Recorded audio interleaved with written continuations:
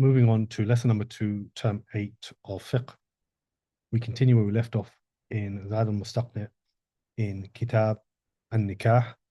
The author, rahimahullah ta'ala, now brings another section. This section is dealing with the arkan of al-Nikah, the pillars of marriage. The author, rahimahullah ta'ala, says, wa arkanuhu, from the pillars of marriage, is al-zawjani al-khaliyani min al-mawani, is referring to the two spouses, and they're free from anything that prevents the marriage taking place. Like an-nikah, it has 3 pillars, and the marriage is not valid without these 3.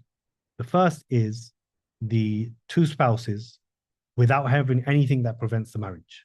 So that there's 2 things in that first pillar. The first is the two spouses. Yani, if they're both not there, then there's no marriage.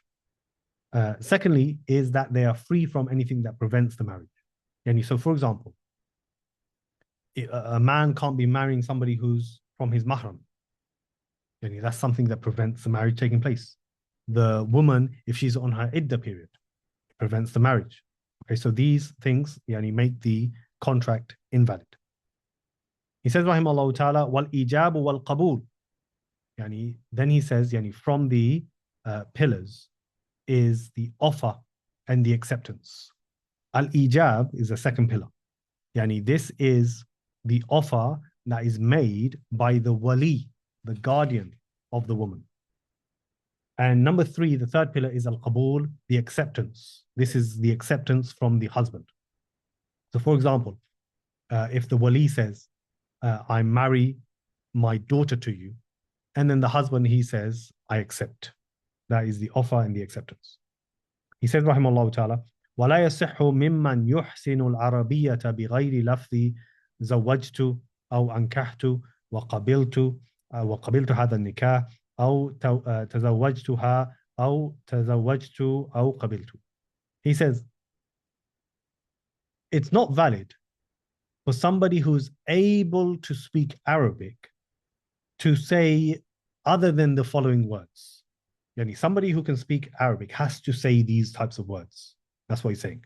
Like either, I marry her to you, I give you her in marriage. And in terms of the acceptance, he says, I accept this marriage, I marry her, or I've married, or I accept. No. So this is all talking about the wordings used for marriage in terms of the offer and the acceptance.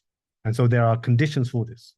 The first of those conditions is that somebody who's able to speak Arabic has to use one of these words. Okay, so the wali says, for example, zawajtuka, for example. I marry her to you, for example. And the husband, he says, qabiltu, I accept. Shaykh al-Islam ibn Taymiyyah, he says, these words, you don't have to have specific words. Rather, anything that is according to the urf, that is considered similar to these words, is valid. And this is the opinion of the majority of the scholars as well. He says, rahimahullah ta'ala, وَمَنْ جَهِلَهُمَا, whoever doesn't know these, these words in Arabic, لَمْ يَلْزَمْهُ تَعَلُّمُهُمَا, it's not an obligation for him to learn them. وَكَفَاهُ مَعْنَاهُ مَعَ الْخَاص بِكُلِّ لِسَانٍ, and it's sufficient for him to use the meaning of these things in his own language. So whoever doesn't know the specific Arabic words of the offer and the acceptance, it doesn't mean he has to go and learn them. Rather, he can say it in his own language in terms of the meaning, because the whole point is the meaning, it's not the wording. فَإِن تَقَدَّمَ الْقَبُولُ لَمْ يَصِحْ, if the acceptance is before the offer, then it's not valid. So this is the second condition in terms of the wordings of the marriage, which is that you have to give the offer first, and then it's the acceptance. The wali of the woman, he speaks first, and then the husband accepts. If it's the other way round, the husband says, I accept, and then the wali speaks, yani that's not valid. He says, rahimahullah ta'ala, وَإِن تَأَخَّرَ عَنِ الْإِجَابِ صَحَّ. If there's a delay in terms of the acceptance, and this is valid, مَا دَامَ فِي الْمَجْلِسِ, so long as they're still in the same gathering, وَلَمْ يَتَشَاغَلَ بِمَا يَقْطَعُهُ, and they don't go and do something else that interrupts the marriage. So this is a third condition in terms of the wordings, which is the offer and the acceptance, they need to be close together, connected. Yani there's not a long break between them. And if there is a long break, then it's not valid with the following conditions. Number one is that they still have to be in the same majlis. Yani if they've left the majlis and then they come back, you have to start again. And secondly, if they are still in the same majlis, they can't start, you make the wali makes the offer and then they start doing something else. Yani they get busy with something else and then come back to it. No, that's not valid either. They start talking about something else, completely different. And then the husband says, I accept. No. Then he says, rahimahullah ta'ala, وَإِن تَفَرَّقَ قَبْلَهُ بَطَلَ. If they separate before the acceptance, the contract is invalid. Yani they step out of the majlis, for example, one of them, and then comes back. No, that they have to start that process again. The author, rahimahullah ta'ala, then brings another section. This section is dealing with the conditions of an-nikah. Now, we have to know that there's a difference between conditions of marriage and conditions in marriage. What are the differences? Firstly, from the conditions of marriage are things that Allah subhanahu wa ta'ala legislated. As for the conditions in marriage, then this could be either from the husband or the wife. They set some conditions in the marriage. Secondly, the conditions of marriage can't be left out. You have to apply them. As for the conditions in marriage, then it's permissible to not follow them. Yani, or yani you agree, no, this is not, we don't want this condition, for example, no problem. And thirdly, if you leave off the condition, one of the conditions of marriage, then this makes the contract invalid. But if you leave off a condition in marriage, it doesn't necessarily invalidate the marriage. No. So, in terms of conditions of marriage, there are four. The first is specifying the spouses. Number two is that they're both pleased. Number three is that you have the wali. And number four is that there's the witness. He says, rahimahullah ta'ala, and he separates each of these into sections, by the way. So the first one, he says, وَلَهُ شُرُوطْ أَحَدُهَا تَعْيِينُ زَوْجَيْنِ. There are conditions, and one of them is specifying the spouses, the two spouses. Yani, you specify who's the husband, who's the wife, who's the bride, who's the groom. And you can't have a marriage without this. If somebody says, for example, the wali says, I marry my daughter to you, and he has 3 daughters, it's not valid until he specifies which one, by either giving her name or saying it's my eldest or something like this. He says, rahimahullah ta'ala, فَإِنْ أَشَارَ الْوَلِيِّ إِلَى الزَّوْجَةِ. If the wali, he points to the bride, أو سماها, or he names her, أو وصفها بما تتميز به, or he describes her in a way that distinguishes her. أو قال زوجتك بنتي وله واحدة لا أكثر. Or he says, I marry my daughter to you, and he only has one daughter. He says, صح. This is all valid. So here he's talking about how you specify the wife. He says it could be, number one, by indicating, I marry her to you, and he points at her. Or it could be specifically mentioning her name. My daughter Aisha, for example, or Aisha, he just says. Or he describes her in a way that is specific to her, my oldest daughter. Or, for example, Yani, he gives a description and he can only fit one person by saying, yani, I marry my daughter to you and he only has one daughter. Yani, you can't get confused with that. No. The author rahimahullah ta'ala then brings the next section, and this section is going to deal with the second condition, which is ar-rida, being pleased, having consent. He says, athani ridahuma. The second condition is that both spouses, they consent. They have to consent. The Prophet ﷺ, he mentioned in the hadith that the virgin girl shouldn't be married until her permission is sought. And so the Messenger of Allah is asked, how is her permission sought? He said that she remains silent. That's an indication that she gives consent. And so if either one of them is forced, then the contract is invalid. Then he gives some exceptions to the rule.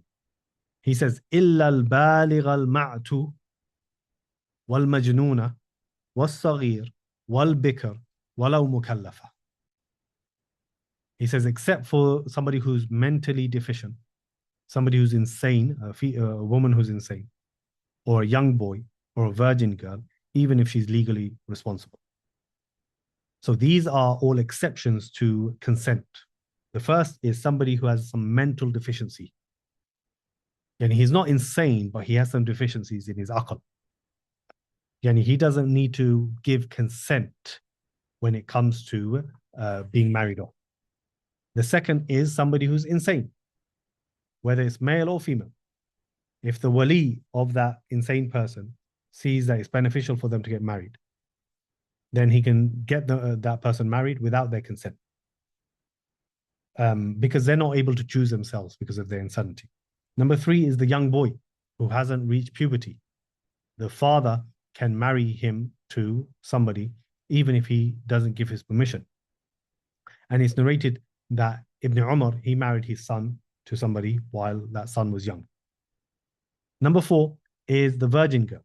And with regards to the virgin girl, there's two scenarios. Number one is the virgin girl that's younger than 9 years old. The father can marry her to somebody without her consent, so long as that husband is suitable for her. And the evidence is that Abu Bakr, he married Aisha to the Prophet ﷺ when she was 6 years old, and he didn't get consent from her. And there's ijma regarding it. The second type of virgin girl is the one that's older than 9. Okay, and yani, she's older than 9, even if she's yani, legally responsible. So the father, not anybody else, only the father, he can marry her to somebody without her consent.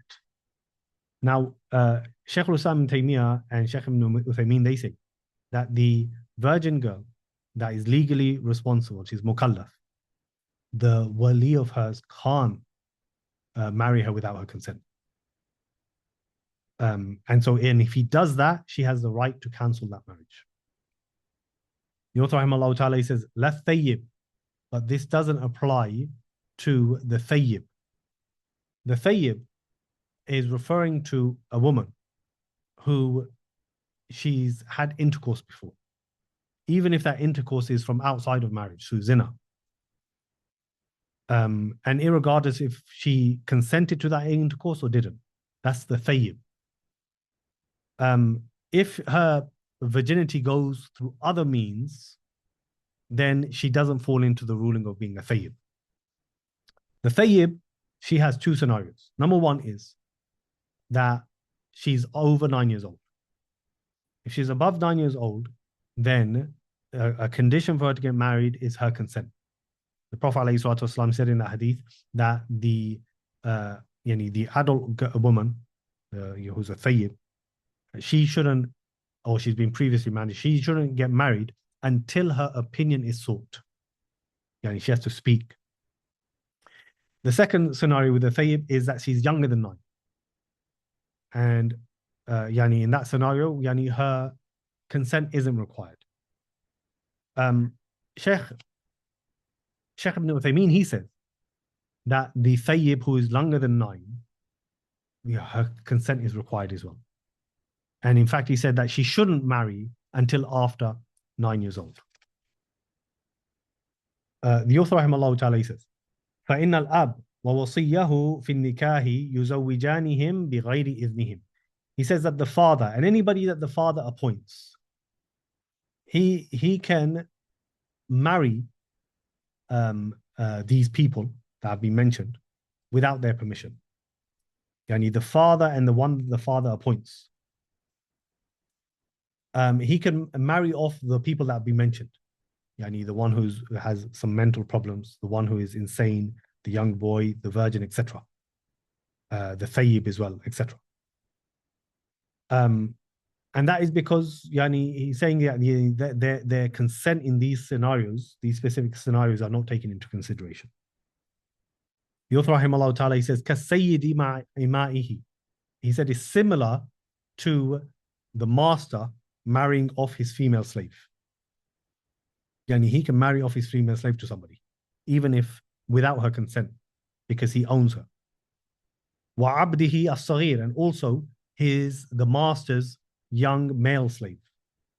Yani the master, if he has a young slave, he can marry him to somebody without his permission. No.